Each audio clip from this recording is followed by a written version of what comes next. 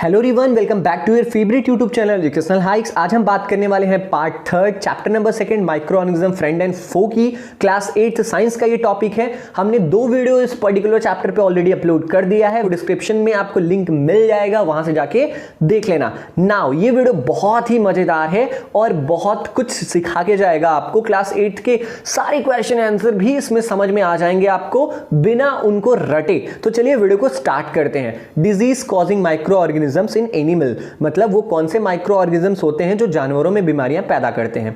Several micro organisms not only cause diseases in humans and plants but also in other animals. कुछ ऐसे micro organisms होते हैं जो केवल इंसानों और पौधों में अपनी बीमारी पैदा नहीं करते हैं, वो जानवरों को भी बीमार करते हैं। जैसे कि anthrax is a dangerous human and cattle disease caused by A bacterium. जैसे कि एंथ्रैक्स एक बहुत ही डेंजरस, बहुत ही खतरनाक बीमारी है जो कि इंसानों में होता है, पशुओं में होता है, बैक्टीरिया की वजह से।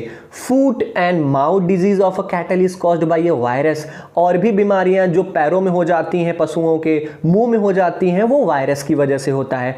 अब हम देखेंगे कि disease causing micro organisms in plants, कौन सी वो माइक्रो ऑर्गेनिजम्स हैं जो बीमारियां पैदा करती हैं पौधों में। देखते हैं। Several micro organisms cause diseases in plants like wheat, rice, potato, sugar cane, orange, apple and others. कुछ माइक्रो ऑर्गेनिजम्स होती हैं जो कि हमारे व्हीट, मतलब कि आप कह सकते हो गेहूं, चावल, आलू, सुगर केन, ऑरेंज, एप्पल और भी कई पौधों में लग के उन्हें बीमार कर देती हैं। The diseases reduce the yield of crops, और इन बीमारियों की वजह से वो जो पौधा होता है वो अपने फल नहीं दे पाता है या उत्पाद अपना कम कर देता है। अब हम 2.2 टेबल देखेंगे, इसमें हम सीखेंगे कि कौन सी बीमारियां कब होती हैं, कौन से माइक्रो ऑर्गेनिज्म से होती हैं और इनका मोड ऑफ ट्रांसमिशन क्या है, मतलब ये फैलती किसके माध्यम से हैं। और उनकी फिगर भी हमें दिया गया है उन बीमारियों। जैसे ये सबसे पहला फिगर आपको दिया गया है, सिट्रस है ये सिट्रस मतलब आंवला है ये, और आंवले में ये बीमार दिख रहे हैं, काला काला धब्बा हो गया है। नाउ सबसे पहली बीमारी है सिट्रस कैंकर। ये केवल खट्टे फलों में होता है, बैक्टीरिया की वजह से होता है और इसका मोड ऑफ ट्रांसमिशन क्या है, एयर। रस्ट ऑफ व्हीट, ये एक ऐसी बीमारी है जो फंगी की वजह से होता है, इसका मोड ऑफ ट्रांसमिशन क्या है, हवा और sheets. Now yellow vein of mosaic of भिंडी। अब भिंडी में ये बीमारी होती है जो कि वायरस की वजह से होता है। कौन से वायरस की वजह से, मैंने ये वायरस का नाम लिख दिया है, मोनोपैराटाइट बेगोमो वायरस है जो कि येलो वेन मोसाइक बीमारी को पैदा करता है और इसका मोड ऑफ ट्रांसमिशन क्या है, इंसेक्ट्स से ये फैलता है। Use of certain chemicals which kill the microbes. अब हम कुछ केमिकल्स के बारे में पढ़ेंगे जिनसे ये माइक्रो ऑर्गेनिजम्स मर जाती हैं या पैदा नहीं होती हैं। फूड पॉइजनिंग, सबसे पहले फूड पॉइजनिंग के बारे में जान लेते हैं। आपने सुना होगा कि किसी को फूड पॉइजनिंग हो गया और वो बीमार पड़ गया है। देखते हैं। Boojho was invited by his friend to a party and he ate a variety of food stuff. Boojho को उसके फ्रेंड ने इन्वाइट किया अपने पार्टी में और वहां पर वो क्या हुआ, बहुत सारी चीजें खाता है। ऑन रीचिंग होम, जैसे ही वो घर पे पहुंचता है उसको उल्टियां होने लगती हैं। ठीक है, he had to be taken to a hospital. उसको घर वाले हॉस्पिटल ले जाते हैं। The doctor said that this condition could be due to food poisoning. Doctor कहता है ये इसकी हालत किस वजह से हुई है, फूड पॉइजनिंग की वजह से हुई है। अब पहली सोचती है कि खाना कैसे जहर बन सकता है, खाना पॉइजन कैसे बन सकता है। अब हम पहली को बताएंगे कि खाना कैसे पॉइजन बन सकता है। Food poisoning could be due to the consumption of food spoiled by some micro organisms. Food poisoning क्यों होती है, वो अगर हम कोई ऐसा फूड कंज्यूम कर लें जो कि ऑलरेडी माइक्रो ऑर्गेनिजम्स ने जिन्हें खराब कर दिया है। तो micro organism that grow on our food sometime produce toxic substance. मतलब कुछ माइक्रो ऑर्गेनिजम्स ऐसी होती हैं जो हमारे अगर जो फूड, जो हमारी खाने की चीजें होती हैं, अगर उसमें वो पैदा हो जाएं तो टॉक्सिक सब्सटेंस, कुछ जहरीली पदार्थ छोड़ती हैं। These make the food poisonous, और यही जहरीली पदार्थ पूरे खाने को पॉइजनस बना देती है, जहरीला बना देती है। कॉजिंग सीरियस इलनेस, और कभी कभी बहुत ज्यादा बीमारी बढ़ जाती है, इससे यहां तक कि मौत भी हो जाती है। So it is very important that we preserve food to prevent it from being spoiled. इसलिए ये बहुत जरूरी है कि हम खानों को प्रिजर्व करके रखें, उसे बचा के रखें, उसको खराब ना होने दें। नाउ नेक्स्ट टॉपिक है फूड प्रिजर्वेशन, मतलब हम खाने को कैसे बचाएं। चैप्टर 1 में आपने पढ़ा है कि we have learned about the methods used to preserve and store food grains. हमने उन मेथड्स, उन तरीकों के बारे में समझा था जो कि कैसे हम अपने फसलों के जो हमारे अनाज होते हैं उसको हम कैसे बचा के रख सकते हैं कि वो सड़े ना। अब हम इस चैप्टर में पढ़ेंगे कि हम पके हुए खाना को कैसे बचाएं। You know that bread left unused under moist condition is attacked by fungus. हम जानते हैं अगर हम ब्रेड को या रोटियों को ऐसे ही खुला छोड़ देते हैं तो उसमें फंगस लग जाते हैं। फंगस मतलब उसमें कुछ माइक्रो ऑर्गेनिजम्स पैदा हो जाती हैं। माइक्रो ऑर्गेनिजम्स स्पॉइल और फूड, जो हमारे खाने को खराब कर देती हैं। Spoiled food emits bad smell, और खराब खाना एक बहुत ही गंदी बदबू को छोड़ता है और उसकी टेस्ट भी बहुत खराब होता है, उसका कलर भी चेंज हो जाता है। Is spoiling of food a chemical reaction? क्या खाना खराब होना एक केमिकल रिएक्शन है क्या? अब इस क्वेश्चन का आंसर हम देंगे। पहेली बॉट सम मैंगोज, पहेली ने कुछ आम खरीदे but she could not eat them for a few days, लेकिन वो कुछ दिनों तक उसे खा नहीं पाती है। Later she found that they were spoiled, और कुछ दिनों बाद वो जब उसे खाना चाहती है तो वो देखती है कि वो सारे मैंगोज खराब हो चुके हैं, सड़ गए हैं। But she knows that the mango pickle her grandmother makes does not spoil for a long time, लेकिन उसे पता था कि जब मेरी दादी माँ अचार बनाती है तब भी तो वो आम को काट के डालती है, तो वो खराब क्यों नहीं होता? अब इस बात पे वो कंफ्यूज है। नाउ हम देखेंगे, let us study the common methods to preserve food in our homes. हम अपने घरों में खाने को कैसे बचा के रख सकते हैं, पके हुए खाने को, हम उन्हीं तरीकों के बारे में समझेंगे। We have to prevent it from the attack of microorganisms. हमें उन खानों को क्या करना है, माइक्रो ऑर्गेनिजम्स उसमें ना लग जाए जिससे हम बीमार ना हो, इसलिए हमें उन खानों को बचा के रखना है। अब कौन कौन से तरीके होते हैं? 5-6 तरीके हैं, मैं आपको बताता हूं। पहला है केमिकल मेथड। सबसे पहले हम क्या कर सकते हैं, salts and edible oils are the common chemicals generally used to check the growth of microorganisms. नमक और कुछ खाने का तेल ऐसा होता है दैट आर यूज्ड, वो आमतौर पे यूज होता है कि माइक्रो ऑर्गेनिजम्स ना लगे। नमक और तेल, आप जानते हो अचार में भी नमक और तेल का यूज होता है, इसी वजह से हमारे जो अचार होता है उसमें फंगस नहीं लगते हैं। Therefore they are called preservatives, और इसी के लिए साल्ट्स और एडिबल ऑयल मतलब नमक को और खाने वाले तेल को प्रिजर्वेटिव्स कहा जाता है। प्रिजर्वेटिव्स क्या होता है? अब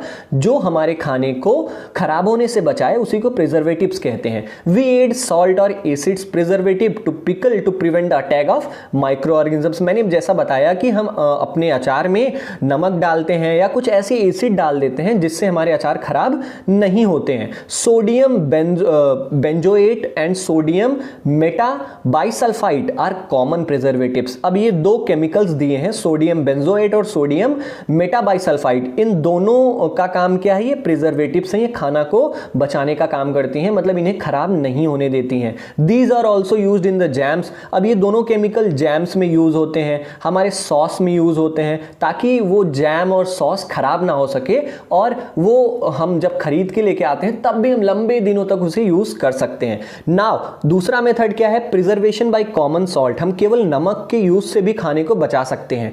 common salt has been used to preserve meat and fish for edges.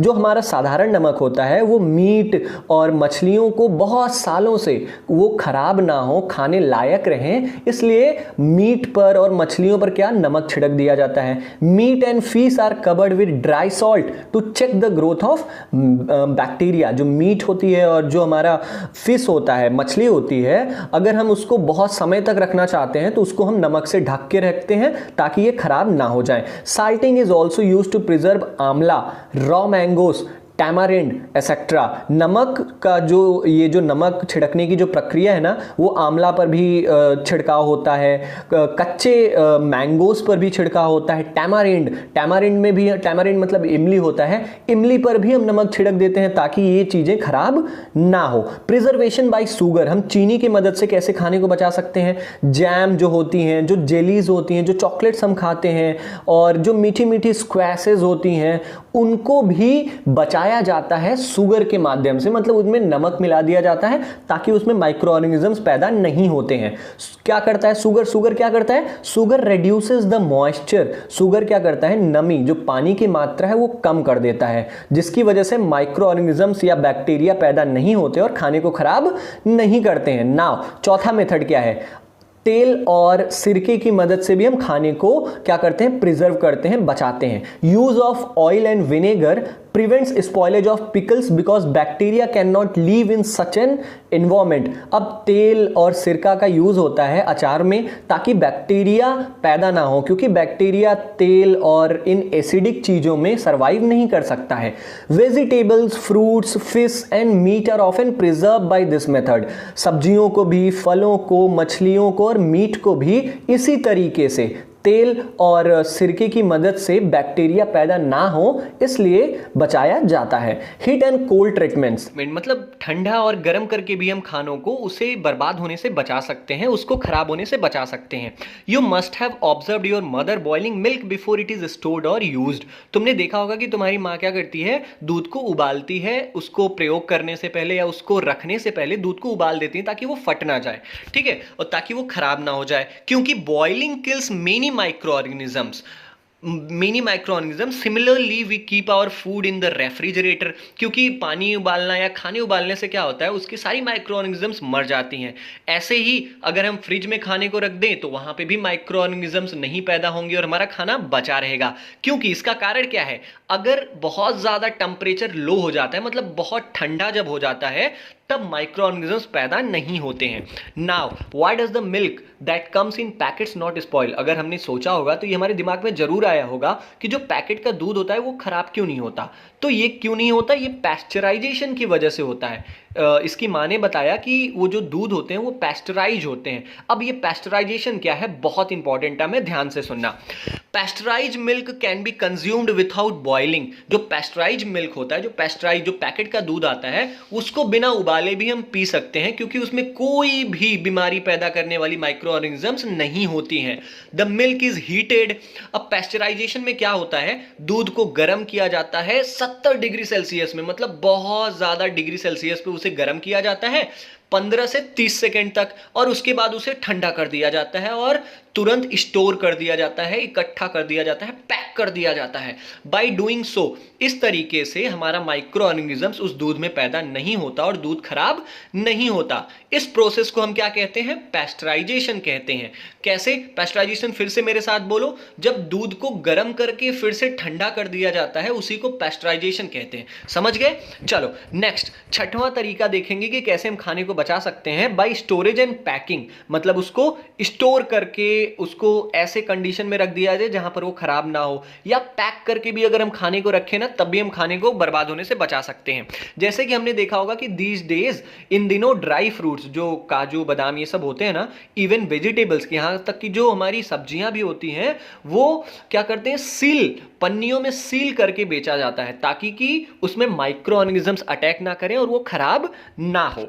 Now nitrogen fixation, बहुत ही इंपॉर्टेंट टॉपिक और बहुत ही मजेदार टॉपिक है, उतनी ही मजेदार तरीके से हम पढ़ेंगे। You have learned about the bacterium rhizobium in class 6 and 7। तुमने राइजोबियम बैक्टीरिया के बारे में अपने क्लास 6 और 7 में पढ़ा होगा, नहीं पढ़ा होगा तो मैं बताता हूं। It is involve in the fixation of nitrogen in leguminous plants. इनका काम क्या होता है, इनका काम ये होता है कि ये लेगुमिनस प्लांट्स क्या होता है, फलदार पौधे हम इन्हें कहते हैं, जैसे हमारा मटर का पौधा हो गया, ठीक है। लेगुमिनस प्लांट्स में ये नाइट्रोजन को फिक्स करती हैं। ये जो राइजोबियम बैक्टीरिया होती है ना, ये नाइट्रोजन को खींचती हैं और लेगुमिनस प्लांट्स का जो रूट होता है उसमें इकट्ठा करती हैं। Recall that rhizobium lives in the root nodules. Rhizobium कहां रहता है, वो रूट के नोड्यूल्स में रहता है। अब नोड्यूल्स क्या है, ये देखो आप फिगर देख रहे हो ना, ये नोड्यूल्स लिखा हुआ है, यही होता है नोड्यूल्स, और यही होता है राइजोबियम। वो एनवायरनमेंट से नाइट्रोजन को इकट्ठा करता है और पूरा नाइट्रोजन प्लांट्स को देता है। आगे हम पढ़ते हैं, रिकॉल दैट, ये हम पढ़ चुके हैं। Such as beans and peas, ये एग्जांपल दिया है कि जैसे बीन होता है, सेम हो गया, हमारा मटर हो गया, ये है leguminous plants with which it has a symbiotic relationship. Symbiotic relationship का मतलब क्या होता है, सिम का मतलब होता है टुगेदर, साथ साथ, और बायोटिक मतलब जीना, साथ साथ जीने को सिम्बायोटिक रिलेशनशिप कहते हैं। सिम्बायोटिक रिलेशनशिप एक ऐसा रिलेशनशिप होता है जिसमें किसी एक ऑर्गेनिज्म को फायदा हो। जैसे लेगुमिनस प्लांट्स के साथ जब राइजोबियम बैक्टीरिया रहता है तो लेगुमिनस प्लांट्स को बहुत फायदा होता है, क्योंकि राइजोबियम बैक्टीरिया नाइट्रोजन को फिक्स करता है। Sometimes nitrogen gets fixed through the action of lightning.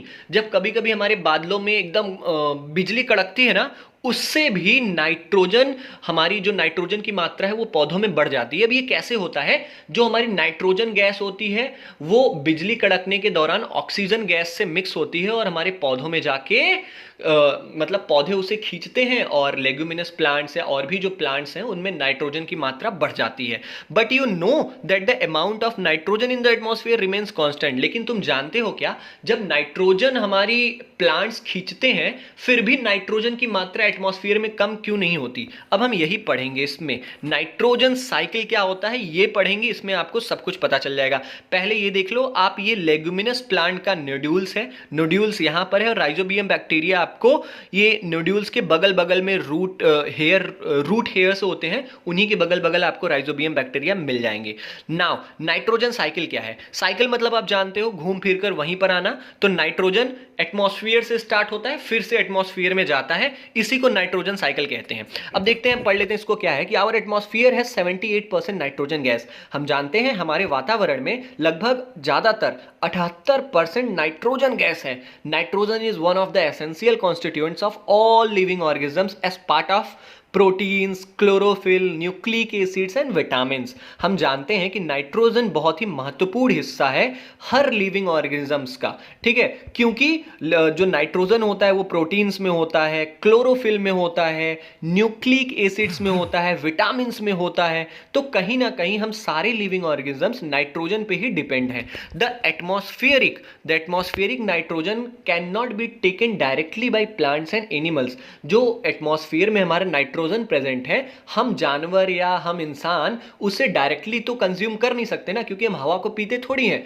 कि नाइट्रोजन हमारे अंदर आ जाएगा। तो इसको हम कैसे लेते हैं देखते हैं इसको। Certain bacteria and blue green अलगी, कुछ बैक्टीरिया होती है और कुछ ब्लू ग्रीन अलगी का मतलब मैंने बताया था काई, ठीक है, ये मिट्टी में पहले से ही प्रेजेंट रहती हैं और क्या करती हैं, fix nitrogen from the atmosphere and convert into compounds of nitrogen. ये एटमॉस्फेयर से क्या करती हैं, नाइट्रोजन को खींचती हैं और मिट्टी में लाके उसे कंपाउंड्स ऑफ नाइट्रोजन में चेंज कर देती हैं।